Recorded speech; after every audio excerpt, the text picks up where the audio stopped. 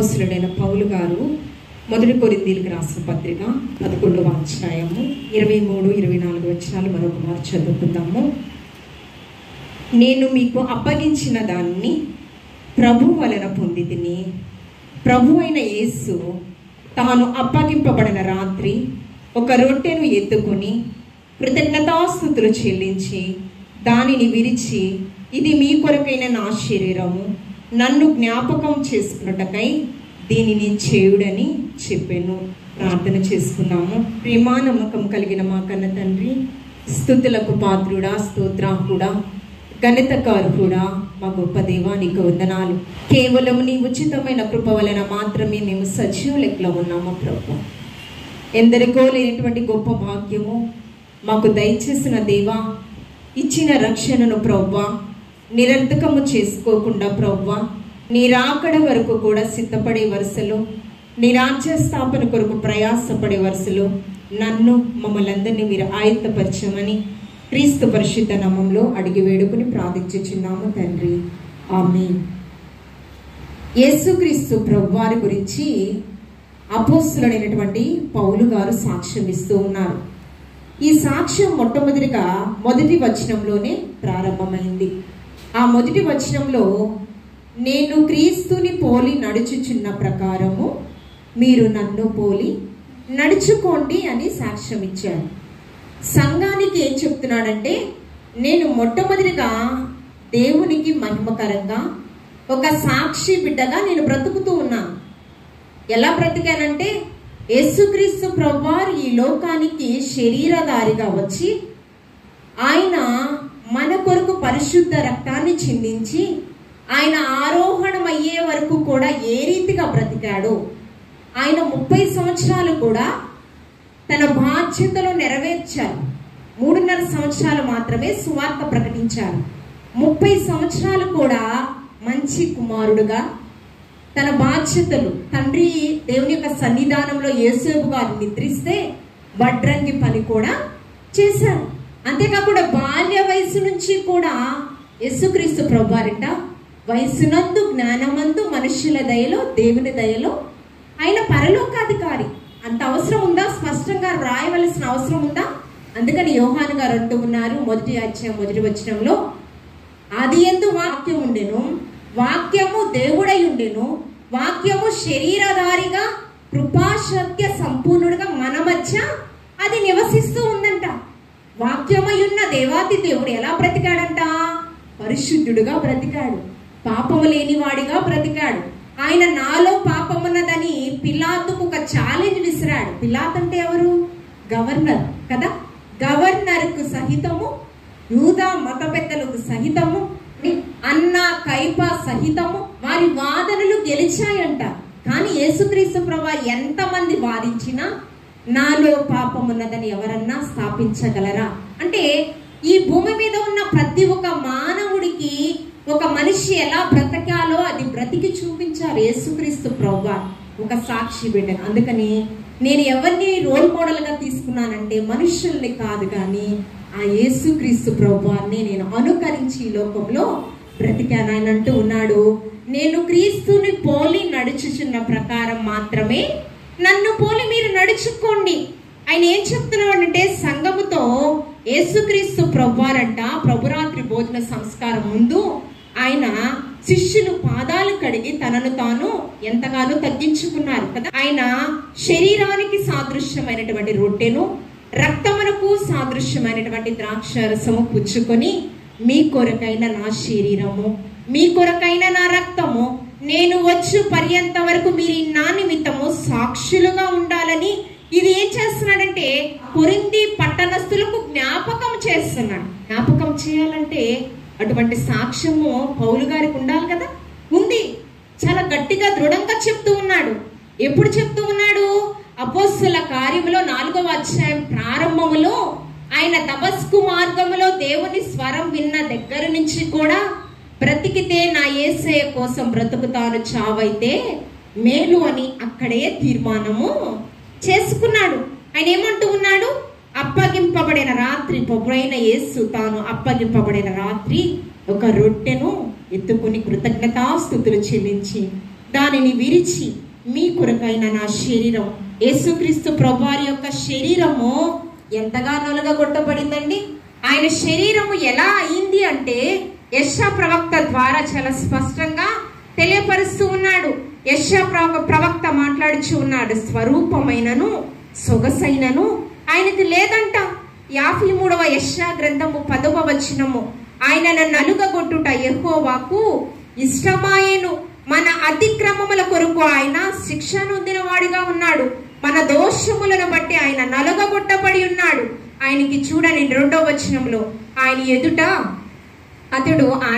పెరిగెను, అతనికి స్వరూపమైనను సొగసైనను లేదు, మనం అతన్ని చూచి అపేక్షించినట్లుగా అతని యందు స్వరూపము లేదు, అతడు తృణీకరింపబడిన వాడును ఆయను, మనుష్యుల వలన విసర్జించబడిన వాడును, వ్యసనాక్రాంతుడుగాను వ్యాధిని అనుభవించిన వాడుగాను మనుష్యులు చూడనొల్లని వాడుగా అయ్యాను. ఆయన శరీరం ఎలా అయింది ఏమండి?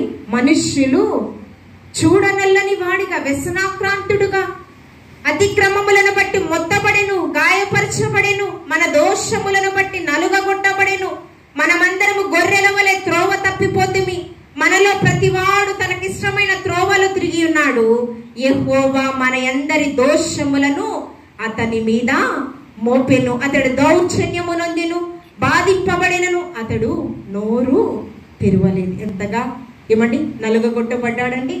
అతన్ని నలుగగొట్టుట తండ్రికి ఇష్టమాయను అంటున్నాడు. ఎందుకండి? మనకి నరకంలోకి వెళ్లకుండా, నరక యాతను అనుభవించకుండా, మనము ఎల్లవేళలా శాంతి సమాధానముతో సుఖ సౌఖ్యాలతో శాశ్వతమైన ఆనందాన్ని స్వతంత్రించుకోవాలని మన కొరకు ప్రాయశ్చిత్త బలిగా, పస్కా బలి పశువుగా లోకరక్షకుడైన యేసుక్రీస్తు ప్రభువారు మన కొరకు విమోచన క్రయధనముగా ఆయన పరిశుద్ధ రక్తాన్ని మన కొరకు ధారపోసారండి. ఇది అసలు ఎంత గొప్ప శ్రేష్టమైన తరుణం అంటే, మనకి కడవరి దినాలో ఎందరికో లేనటువంటి భాగ్యము దేవాతి దేవుడు మనకి దయచేశాడు. ఎందరికో లేనటువంటి గొప్ప భాగ్యము దేవాతి దేవుడు మనకు దయచేశాడు. అగ్నిలో నుంచి లాగినట్లు మీ కొరకైన నా శరీరము నేను వచ్చు పర్యంత వరకు మీరు నా నిమిత్తము జ్ఞాపకము చేసుకుని ఎలా ఉండాలి?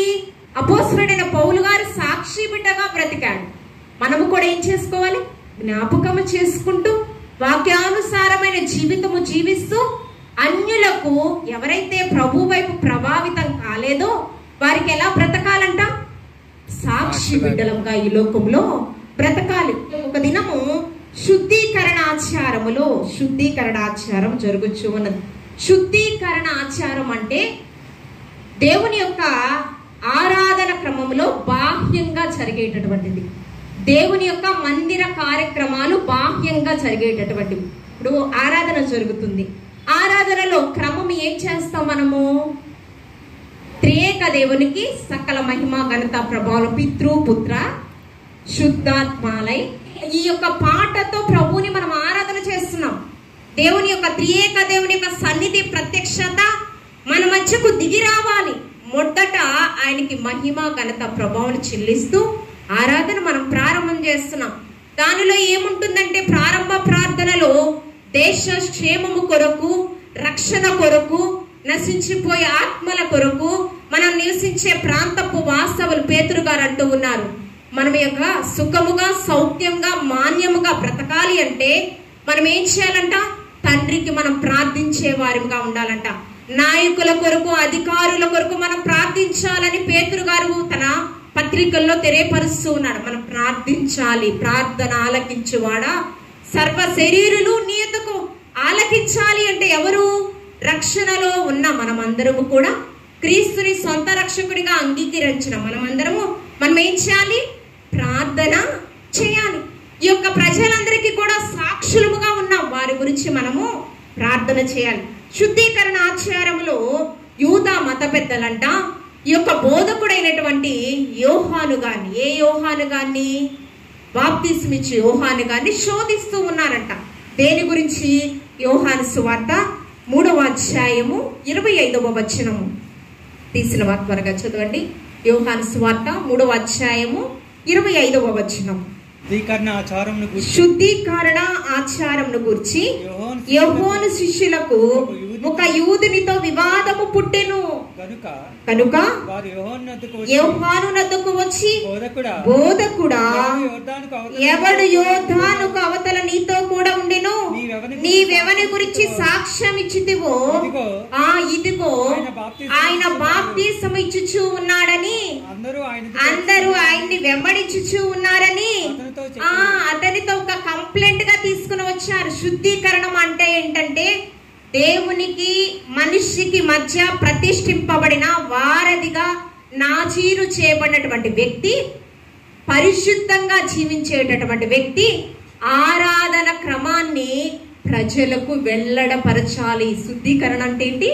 హృదయంలో ఎటువంటి మలినము లేకుండా, ఆయాసకరమైన క్రియలేమీ లేకుండా దేవునితో నాజీరు చేయబడినటువంటి వారు ఎవరైతే ఉన్నారో వారు త్రియేక దేవుని యొక్క పవిత్రతను, పరిశుద్ధతను ప్రజలకు ప్రచురపరిచే వారిగా ఆరాధన క్రమంలోనికి నడిపించే వ్యక్తే శుద్ధీకరణ ఆచారం చేసేటటువంటి వ్యక్తి. యేసుక్రీస్తు ప్రభువారి కంటే ముందుగా ఈ శుద్ధీకరణ ఆచారము క్రమాన్ని నడిపించింది ఎవరంటే సర్పసంతానమా యెషయా ప్రవచనం గురించి చెప్పాడు. మత్తయి సువార్తలో రాబో ఉగ్రతను గురించి మీకు బుద్ధి చెప్పువాడు ఎవడు, మారు మనస్సుకు తగిన ఫలాలను మీరు పొందుకోండి, లేకపోతే ఇప్పుడే గొడ్డలి వేరున ఉంచబడింది. ఫలించని ప్రతి చెట్టు నరికి ఏమవుతుందో తెలుసా? అగ్నిగుండములో. ఇది ఎవరు చెప్పారంటే బాప్తిస్మిచ్చి యోహాను, జకరయ ఎలిజబెతుల యొక్క కుమారు. అతను పుట్టుక వెనుక అనేకులంట సంతోషిస్తారంట, ప్రభు వైపు ప్రభావితము అవుతారంట. గాబ్రియేల దూత స్పష్టంగా ప్రవచనం చెప్పింది, ఇతడు దేవునికి ప్రతిష్ఠించబడిన నాజీరు చేయబడినటువంటి వ్యక్తి. తల్లి గర్భం నుంచి బయటకు వచ్చే వరకు కూడా అపరిశుద్ధమైన శరీరాన్ని అపవిత్రపరిచే ఆహారం ఏది కూడా నీవు తినడానికి వీలు లేదని స్పష్టంగా యాజకునితో తన భార్యతో చెప్పడము జరిగింది.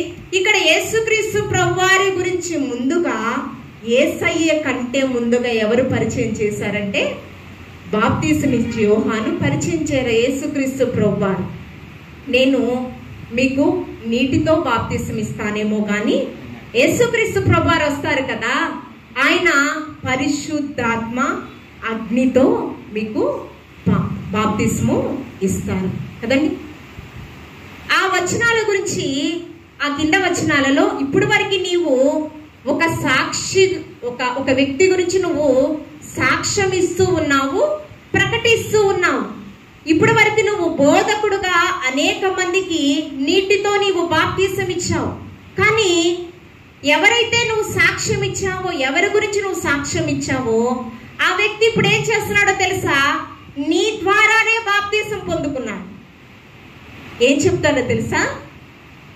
బాప్తిసం ఇచ్చే యోహాను అనేకులకు బాప్తిసం ఇస్తే యేసుక్రీస్తు ప్రభువారు కూడా వచ్చి నాకు కూడా నీవు బాప్తిసం ఇవ్వు అంటే, అయ్యా నీ పాదాలను, ఆ చెప్పులను తాకుటకు నేను యోగ్యుడును కాదయ్యా, నేను నీకు బాప్తిసం ఇవ్వడం ఏంటి అంటే ఆయన అంటారు, నీతి యావత్తు ఇలా చెయ్యి.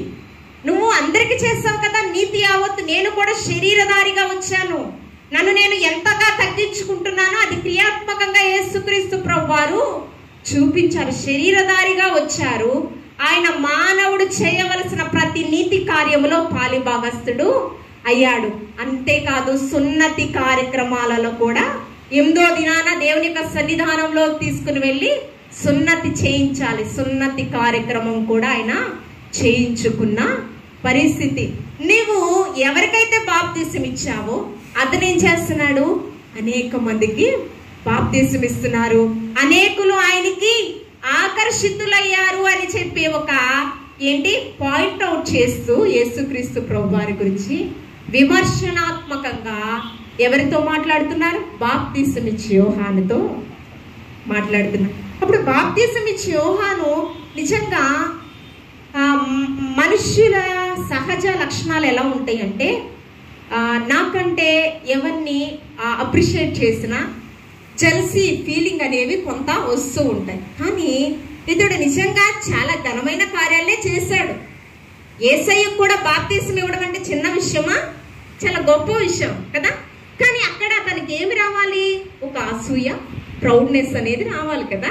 అదేంటి, యేసుక్రీస్తు ప్రభువారు ఇస్తున్నారా, ఇప్పుడు మీకు నేను ఇచ్చాను కదా, నా ద్వారా బాప్తిసం ఇప్పించవచ్చు కదా అనుకోవచ్చు కదా. కానీ యేసుక్రీస్తు ప్రభువారికి చెందవలసిన మహిమ, ఘనత బాప్తిసం ఇచ్చి యోహాను ఎక్కడ కూడా తీసుకోలేదు. ఆయన ఏమంటూ ఉన్నాడంటే చూడండి 3వ అధ్యాయము 28వ వచనం చదువమ్మా. 28వ వచనం. నేను క్రీస్తును కాననియు ఆయన కంటే ముందుగా పంపబడిన వాడనని అనియు చెప్పినట్లు మీరే నాకు సాక్షులు. ఏం చెప్పాడంట? ఇంతకు ముందే నేను నీటితో బాప్తిసం ఇచ్చేవాడు, నా వెనక వచ్చేవాడు పరిశుద్ధాత్మ అగ్నితో బాప్తిసం ఇస్తూ ఉన్నాడు అని చెప్పి ఆయన గురించి ఘనపరుస్తూ ఉన్నాడు. ఏంటి? ఆయన కంటే ముందుగా, క్రీస్తును కాకనియు ఆయన కంటే ముందుగా పంపబడిన వాడనే గాని ఇదే నేను మీకు చెప్పాను, మీరే నాకు సాక్షులు. 30వ వచనం. ఆయన హెచ్చవలసి ఉన్నది మీరు. ఎంత గొప్ప విషయం అండి. ఆయనే సకల మహిమ, ఘనత, ప్రభావములకు అర్హుడు. ఆయనే యెషయా ప్రవక్త చేత యెషయా గ్రంథము 42వ అధ్యాయం 8వ వచనంలో, యెషయా గ్రంథము 42వ అధ్యాయము 8వ వచనంలో, యెహోవాను నేనే, ఇదే నా నామము, మరి ఎవనికి నా మహిమను నేను ఇచ్చేవాడును. ఇక్కడ బాప్తిసం ఇచ్చే యోహాను ఆ మహిమను తీసుకున్నారా? లేదు కదండి. ఏమంటూ ఉన్నాడు? ఆయన హెచ్చవలసి ఉన్నాడు, నేను తగ్గవలసి ఉన్నాను, మనము తగ్గవలసి ఉన్నాము. 31వ వచనం. పైనుండి వచ్చేవాడు అందరికీ పైనున్నవాడు, భూమి నుండి వచ్చేవాడు భూ సంబంధి అయి భూ సంబంధమైన సంగతులను గురించి మాట్లాడును, పరలోకం నుండి వచ్చేవాడు అందరికీ పైగా. ఏమన్నాడు? యేసుక్రీస్తు ప్రభువారు ఎక్కడి నుంచి వచ్చాడండి? ఎక్కడి నుంచి వచ్చాడు? పరలోకం నుంచి వచ్చేవాడు అందరికీ పైగా, అల్ఫా ఓమేగా, ఆదియు అంతము, మొదటివాడు కడపటివాడు యేసుక్రీస్తు ప్రభువారే. ఆయనకే సకల మహిమ, ఘనత, ప్రభావములు యుగ యుగములు కలుగును గాక. ఒక దినాన సాక్ష్యం గురించి మనం ఆలోచన చేస్తే, సాక్ష్యం ఏ రీతిగా ఉండాలి అంటే, అపోస్తల కార్యములో 7వ అధ్యాయం 58వ వచనంలో యేసుక్రీస్తు ప్రభువారు శిలువ సువార్తను శిష్యులు ప్రకటించిన తరువాత ఆ 9 మంది శిష్యులు, ఇస్కరియోతు యూదాలో మత్తయి కూడా ఉన్నాడు, 12 మంది శిష్యులతో పాటు ఒక ప్రత్యేకమైన స్థానాన్ని పొందుకున్నటువంటి వ్యక్తి అపోస్తలుడైనటువంటి పౌలు గారు. ఈ 11 మంది శిష్యులు కూడా సువార్త ప్రకటించారు కదా. దానికంటే ముందుగా 10 మంది, ఈ 12 మంది శిష్యులు కాక తరువాత 14 సంఘాలను స్థాపించిన అపోస్తలుడైన పౌలు గారు కదా. పౌలు గారు సువార్త, దేవుని యొక్క స్వరము వినక ముందు 12 మంది శిష్యులు ప్రకటించారు కదా. ఇస్కరియోతు యూదా స్థానంలో మత్తయి వచ్చాడు కదా. మొత్తం 12 మంది. ఈ 12 మంది సువార్త ప్రకటించే ప్రక్రియలో కొంతమంది హతసాక్షులుగా కూడా అయ్యారు కదా. ఆ సువార్త విన్న తరువాత స్టెఫను క్రీస్తుని సొంత రక్షకునిగా అంగీకరించడమే కాదు, ఇంకా 150 మంది శిష్యులు అయ్యారు. 12 మంది శిష్యులు ఎంతమంది అయ్యారు? 150 మంది శిష్యులు. జన సమూహము ఆయనను వెంబడించారు కదా. ఆ శిష్యులలో ఎవరు ఉన్నారంటే ఫిలిప్పు కూడా ఉన్నాడు. ఆ ఫిలిప్పు 5 కుమార్తెలు ప్రవచించే కుమార్తెలని పరిశుద్ధాత్మ దేవుడు పరిశుద్ధ గ్రంథంలో వ్రాయడం జరిగింది. ఆ యొక్క శిష్యులలో స్టెఫను కూడా ఉన్నాడు. స్టెఫను సువార్తను ప్రకటించేటప్పుడు ఏం ప్రకటించాడు తెలుసా? ఆకాశము సింహాసనము, భూమి ఆయన పాదపీఠము. యూదులారా, మత పెద్దలారా, మీరు కట్టిన యెరూషలేము దేవాలయం చూసి మీరు అతిశయిస్తూ ఉన్నారు కదా. ఆకాశమే ఆయన పాదపీఠమయ్యా, భూమి ఆకాశం ఆయన సింహాసనం, భూమి మీరు చేతులతో హస్తకృత్యములొచ్చి నిర్మించిన ఈ మందిరము ఏ పాటిది అని ఏం చెప్తూ ఉన్నాడు? స్పష్టంగా ఆయన హృదయాన్ని తాకేటటువంటిది, ఖడ్గం వంటిది కదా. దేవుని యొక్క వాక్యము ఎలా ఉంటుందంట? వాడి గల 2 అంచుల ఖడ్గం వంటిదా.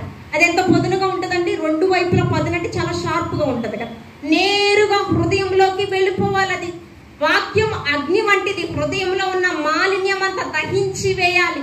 ఆయన వాక్యం ఎలా వంటిది, పరిశుద్ధాత్మ అగ్ని వంటిదంట. మనల్ని ఉన్నటువంటి ప్రాణాత్మ దేహములు దేవుని యొక్క ఆధీనంలోనికి తీసుకోవడానికి దేవుని యొక్క వాక్యము మనము హృదయంలోనికి ఏమండి ఆ యొక్క చొచ్చుకుపోతూ ఉంటుంది. ఆ చొచ్చుకుపోయినప్పుడు మనలో ఉన్నటువంటి హృదయ కాఠిన్యము మాలిన్యం అంతా కూడా ఒప్పుకుని ఆయాసకరమైన క్రియలన్నీ కూడా విడిచిపెట్టాలి.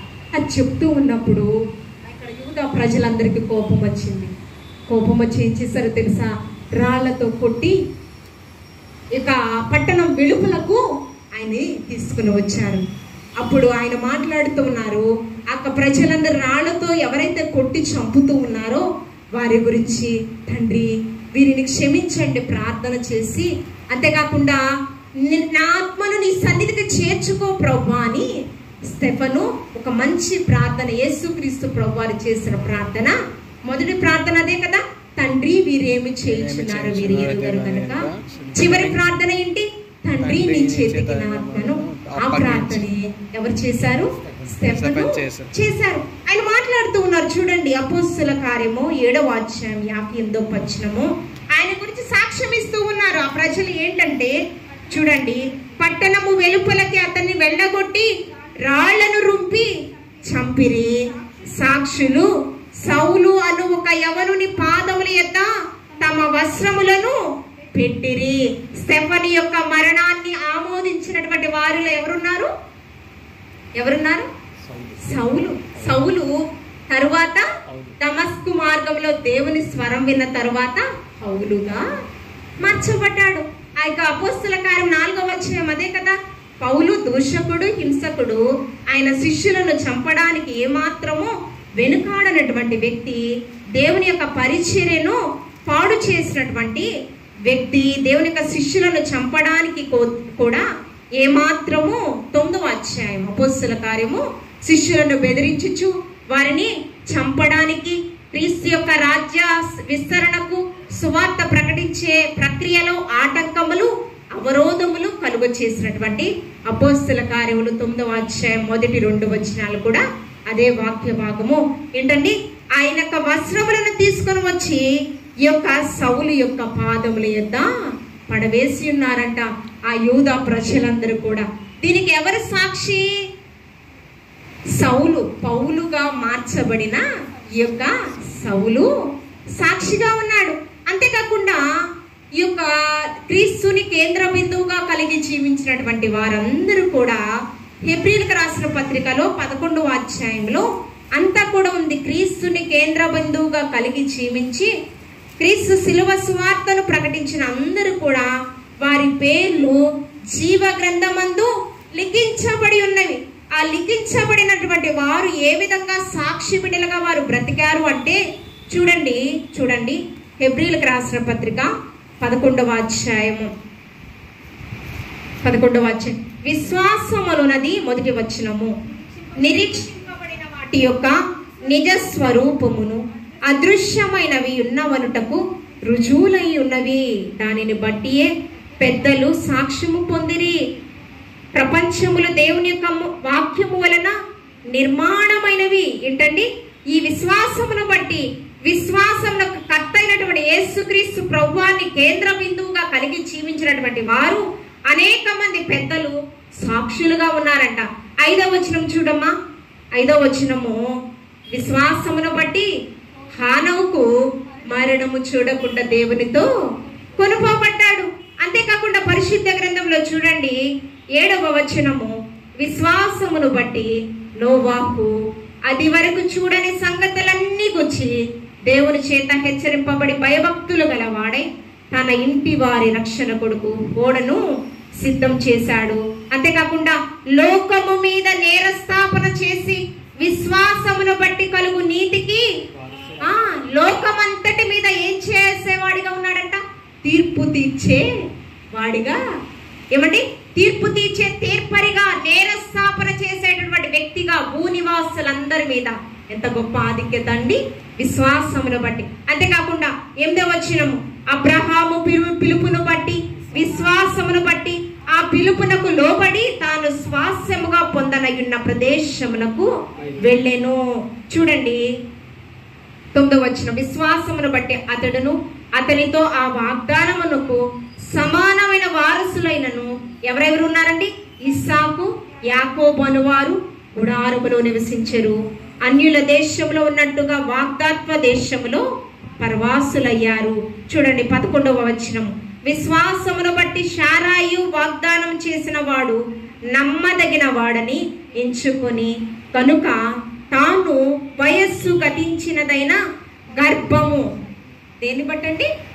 విశ్వాసమును బట్టి వయస్సు గతించిన వృద్ధాప్యంలో ఉన్నా కూడా విశ్వాసమును బట్టి వాగ్దాన పుత్రుణ్ణి పొందుకుందంట. విశ్వాసమును బట్టి పేర్లు ఎవరైతే విశ్వాసపరులుగా ఉన్నారో చూడండి 24వ వచనము, మోషే పెద్దవాడైనప్పుడు విశ్వాసమును బట్టి ఐగుప్తు ధనము కంటే క్రీస్తు విషయమైన నింద గొప్ప భాగ్యమని ఎంచుకుని అల్పకాల భోగ భాగ్యములు అనుభవించుట కంటే క్రీస్తు కొరకు శ్రమ పడుట మేలనుకున్నాడు. 22వ వచనము, యోసేపు అపహాసకుడుగా ఉన్నాడు, తన అన్నల చేత ఎవరికి? ఐగుప్తీయులకి అమ్మివేయబడ్డాడు.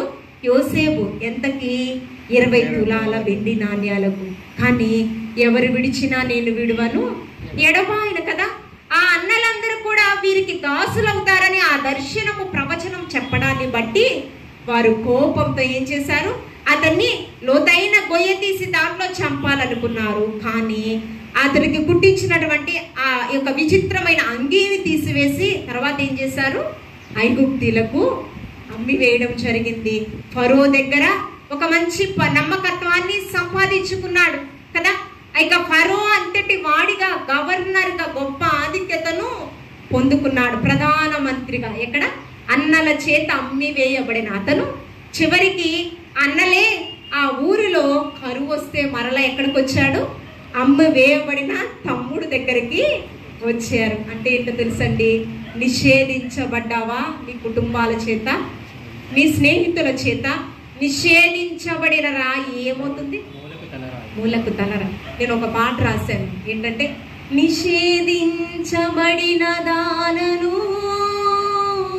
క్రీస్తు పాదాల చెంత నేను దాసురాలను. ఏంటి? ఇంకా అది చేయలేదు. ఏంటి? నా శ్రమానుభవంలో నాకు వచ్చినటువంటి ఆదరణ, దేవుడు నన్ను ఆదరించినప్పుడు నాకు వచ్చినటువంటి మాట ఏంటి?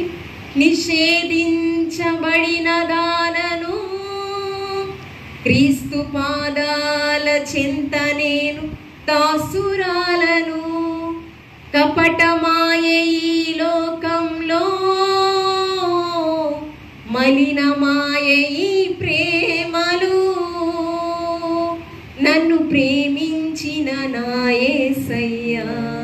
ఏంటండి? ఎంత అంటే మనము నిజంగా దేవునితో అంటు కట్టబడినప్పుడు మనకున్నటువంటి సవాళ్ళ నుంచి, ప్రతికూల పరిస్థితుల నుంచి దేవాది దేవుడు గొప్ప పరిశుద్ధాత్మ శక్తిని మనకి ఇస్తాడు. ఎన్నైనా కూడా, ఎన్ని అవాంతరాలైనా జయించే శక్తిని దేవాది దేవుడు ఈ విశ్వాస పరులన్నీ కూడా ఈ 37వ వచనంతో రాళ్లతో కొట్టబడ్డారు, రంపంతో కోయబడ్డారు. 37వ వచనం, ఆ 11వ 37వ వచనంలో ఏమండి? చెరసాలకు పలుమార్లు ఖైదీలుగా వెళ్ళారు, చిత్రహింసలు పాలయ్యారు. ఏమండి? హతసాక్షులు, సజీవ సమాధి అయ్యారు. వారికి ఈ లోకంలో ఏమీ సంతోషం లేదండి. కానీ ఫలం ఎక్కడుంది? పరలోకమందు ఫలము అధిక మగును, మీరు ఆనందించండి, శ్రమలలో సంతోషించండి. మీ ఫలం ఎక్కడుంటుందంట? పరలోకమందు అధిక మగును. కాబట్టి క్రీస్తుకు సాక్షులుగా జీవించిన ప్రతి ఒక్కరూ ఈ యొక్క జీవన పోరాటంలో యాత్రికులుగా అనేకమైన ప్రతికూల పరిస్థితులు, సవాళ్లతో కూడిన పరిస్థితులు వారు ఫేస్ చేశారు. అందుకనే మన గురించి యేసుక్రీస్తు ప్రభువారు వయసునందు, జ్ఞానమందు, మనుషుల దయలో, దేవుని దయలలో వర్ధిల్లాడు కదా. మంచి సాక్ష్యం. యేసుక్రీస్తు గురించి ఓన్లీ ధర్మశాస్త్రాన్ని ఆయన ఎదుట నుంచి ఏ దోషము ఎవరికి చెప్పే అవకాశం ఆయన ఇవ్వాల. ఏం చెప్పారు? విశ్రాంతి దినాన అతిక్రమించాడు. ఇదొకటే సాకు. ధర్మశాస్త్రంలో విశ్రాంతి దినాన అతిక్రమించకూడదు, ఇదొకటే సాకు కదా. యేసుక్రీస్తు ప్రభువారి మీద ఏ దోషము నేరారోపణ చేసే అధికారము అవకాశము ఎవరికి లేదు? యేసుక్రీస్తు ప్రభువారు ఇవ్వలేదు. ఆయన ఎలా వర్ధిల్లాడంట? వయసునందు, జ్ఞానమందు, మనుష్యుల దయలో, దేవుని దయలో. ఏమంటే మనుష్యుల దయలో వర్ధిల్లడం ఇప్పుడున్న దినాలలో అవుతుందా? మనుషులు దయలో వర్ధిల్లడము అవుతుందా? లేదు. అందుకే ఆయన చెప్పాడు, నాకంటే తల్లిని, తండ్రిని, సహోదరిని, మరి ఎవరిని, స్నేహితులు కావచ్చు, ఎవరిని కావచ్చు, అమితంగా నీవు నమ్మొద్దు. నమ్మి నీవు మోసపోవద్దు. నా బెస్ట్ ఫ్రెండ్, నా మంచి అన్నయ్య, నా మంచి తమ్ముడు, లేకపోతే నా మంచి తల్లిదండ్రులు, ఇలా మనం అనుకుంటూ ఉంటాం. ఎవరి మనసులో ఎవరి దురాత్మ వస్తుందో తెలియదు. ఏమండి? అందుకనే ప్రకటన గ్రంథంలో అంటే అపవాదికి తనకున్న సమయం చాలా కొద్దిగా ఉందని అదేం చేస్తుందంట? విజృంభిస్తుందంట. ఎవరిని మృంగుదామా, ఎవరిని నరకానికి నడిపిద్దామా అని విజృంభిస్తుందంట. కాబట్టి ఈ లోకంలో మనుష్యుల చేత మనము ఏమండి గణపరచడం అనేది కష్టం, మనుషుల చేత గణపరచడం. కానీ మనకి ప్రయాసకు ఫలితాన్ని, ఫలాభివృద్ధిలోనికి తీసుకుని వచ్చేవాడు, మన శ్రమలలో నుంచి మనకి విజయాన్ని ఇచ్చేవాడు ఒకరున్నారు. ఆయన ఎవరు? త్రియేక దేవుడు. ఆ జీవ కిరీటాన్ని మనకి దయచేస్తాడు. అందుకని మనుషులు ఎవరు నీ గురించి సాక్ష్యం ఇవ్వకపోవచ్చు, ఒకరు సాక్ష్యం ఇచ్చేయరా త్రియేక దేవుడు ఏర్పాట్లు చేశారు. ఎవరు? పరిశుద్ధాత్మ దేవుడు, ఆదరణకర్త యేసుక్రీస్తు ప్రభువారు రెండవ రాకడలో మధ్యాకాశంలో ఆయన వచ్చినప్పుడు పరిశుద్ధాత్మ దేవుడు మనందరి గురించి సాక్ష్యం ఇస్తారు. మన చుట్టూ ఉన్నటువంటి వారు మంచి సాక్ష్యం ఇవ్వకపోవచ్చు. ఎవరు సాక్ష్యం ఇస్తారండి? ఆదరణకర్త అయిన ఏమండి పరిశుద్ధాత్మ దేవుడు మన గురించి సాక్ష్యం ఇస్తాడు. అంతేకాకుండా చూడండి ద్వితీయోపదేశ కాండము 30వ అధ్యాయము 19వ వచనం. ద్వితీయోపదేశ కాండం 30వ అధ్యాయం 19వ వచనం. నేను జీవమును మరణమును ఆశీర్వాదమును శాపమును నేను నీ ఎదుట ఉంచి. అమ్మ చూసారా? 30వ అధ్యాయం 19వ వచనం తీసారా? ఏముంచాడంట? నేడు జీవమును మరణమును ఆశీర్వాదమును శాపమును నేను నీ ఎదుట ఉంచి భూమి ఆకాశములను సాక్షులుగా పిలుచుచున్నాను. ఎవరిని ఉంచాడంట? భూమి ఆకాశము ఎవరి గురించి సాక్ష్యం ఇస్తారంట? మనందరి గురించి. ఎంత గొప్ప ధన్యత అండి, ఎంత గొప్ప ధన్యత, అవునా కదా? అందుకని చూడండి, యెషయా గ్రంథము 43వ అధ్యాయం 12వ వచనంలో, యెషయా గ్రంథము 43వ అధ్యాయం 12వ వచనము, భూమి ఆకాశములను మన మీద సాక్ష్యముగా, అంటే పంచభూతాలనే మన మీద సాక్ష్యములుగా దేవాది దేవుడు ఏర్పాటు చేశాడు. ఎంత గొప్ప ధన్యత అండి. యెషయా గ్రంథము 43వ అధ్యాయం 12వ వచనము, ప్రకటించిన వాడను నేనే, రక్షించిన వాడను నేనే, దాన్ని గ్రహింప చేసిన వాడను నేనే, ఏ అన్య దేవతయు మీలో నుండి ఉండలేదు, నేనే దేవుడను, మీరే నాకు సాక్షులు. ఇదే ఆ యొక్క పంచభూతాలను సాక్షులుగా నిర్మించింది నేనే. త్రియేక దేవుడు మన గురించి సాక్ష్యం ఇవ్వాలి. ఏమండి? దేవుడు మీరే నాకు సాక్షులు, నేనే మీకు సాక్షులను. ఇదే యెహోవా వాకు. మనం ఏం బాధపడవలసిన అవసరత ఏమాత్రము లేదండి. చివరిగా ఒక వాక్యము, ఈ యొక్క పరలోక రాజ్యాన్ని చూసినటువంటి భక్తుడైనటువంటి యోహాను గారు పరలోక రాజ్యాన్ని చూసి 7 సంఘాలకు హెచ్చరికలకు రాశారు కదా. ఆయన హెచ్చరికలు రాసినప్పుడు ప్రకటన గ్రంథము 19వ అధ్యాయము 10వ వచనంలో ప్రకటన గ్రంథాన్ని వ్రాసినటువంటి భక్తుడైనటువంటి యోహాను గారు 19వ అధ్యాయం 10వ వచనము, అందుకు నేను అతనికి నమస్కారము చేయుటకై అతని పాదముల ఎదుట సాగిలపడగా, అతడు వద్దు సుమి, నేను నీతోనూ యేసును గురించిన సాక్ష్యము చెప్పు, నీ సహోదరులతోనూ సహదాసుడను, దేవునికే నమస్కారము చేయుము, యేసును గురించి సాక్ష్యము ప్రవచన సారమని నాతో. ఇది ఎవరు చెప్తూ ఉన్నారు? ఎవరు చెప్తున్నారు? యోహాను గారు చెప్తూ ఉన్నారు. యోహాను గారికి అనేక మంది సాగిలపడి ఎంత గొప్ప ధన్యత పరలోక రాజ్యాన్ని చూడడము. ఏమండి, నాకు మీరు సాగిలపడొద్దు, నాకు మీరు నమస్కారం చేయొద్దు.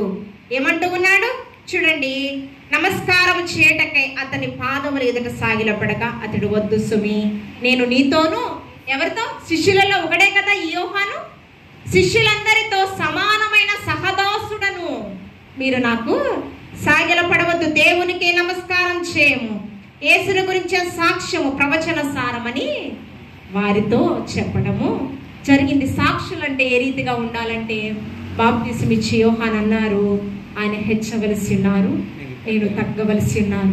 మన మధ్య ఆదరణకర్త పరిశుద్ధాత్మ దేవుడు సాక్ష్యం ఇచ్చేవాడుగా ఉన్నాడు. దేవుని యొక్క సన్నిధానంలో మనము నిజంగా ఆయన అంటూ ఉన్నాడు ప్రసంగి గ్రంథంలో, దేవుని సన్నిధికి వచ్చినప్పుడు నీ ప్రవర్తన చాలా జాగ్రత్తగా చూసుకోవాలి. ఈ దేవుని సన్నిధిలో ఎవరుంటారు? ఎవరుంటారు? పరిశుద్ధాత్మ దేవుడు మనల్ని చూస్తూ ఉంటాడు. నీ ప్రవర్తన అంతటి మీద అధికారిగా ఆయన్ని ఉంచాలంట. దేవుని సన్నిధిలో ఎవరున్నా లేకపోయినా, ఎవరు చూసినా చూడకపోయినా, దేవుడు నాతో ఉన్నాడు, నన్ను చూస్తున్నాడు. నేను పాడే పాటలలో ప్రార్థన, నా విజ్ఞాపన, నా స్తుతి ఆరాధన, వాక్యంలో అన్నిటా ఆయన ఉన్నాడు, సమస్తము చూచుచూ ఉన్నాడు. నిజముగా మొరపెట్టుచున్నామా? ఏమండి, పెదవులతో స్తుతిస్తూ ఉన్నారు, హృదయముగా దూరంగా ఉంది ఆయన. అందుకని మనం ఏం చేయాలంటే ఆత్మపూర్ణులముగా ఈ లోకంలో దేవుని యొక్క సన్నిధానంలో మనం బ్రతకాలి.